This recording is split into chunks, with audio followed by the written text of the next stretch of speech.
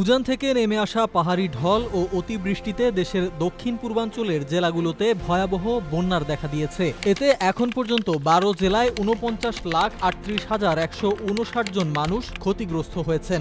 এছাড়া বন্যায় এখন পর্যন্ত মারা গেছেন ১৮ জন। ২৪ আগস্ট সচিবালয়ের এক সংবাদ সম্মেলনে দুর্যোগ ব্যবস্থাপনা ও ত্রাণ মন্ত্রণালয়ের সচিব মোহাম্মদ কামরুল হাসান এসব তথ্য জানিয়েছেন।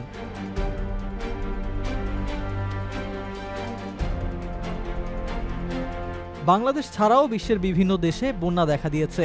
ভারতের ত্রিপুরা রাজ্যে টানা বৃষ্টির কারণে বন্যা পরিস্থিতির আরও অবনতি হয়েছে। ভূমিধস ও বন্যার পানিতে ডুবে রাজ্যটিতে এ পর্যন্ত ২৪ জনের মৃত্যু হয়েছে। হিন্দুস্তান টাইমসের প্রতিবেদন বলছে, সব মিলিয়ে বন্যায় ক্ষতিগ্রস্ত হয়েছে প্রায় ১৭ লাখ মানুষ। বহু মানুষ এখনও ঘরছাড়া, নিখোঁজ হয়েছেন আরও অনেকেই। সৌদি আরব জুড়ে ভারী বৃষ্টিপাতের কারণে বন্যা দেখা দিয়েছে।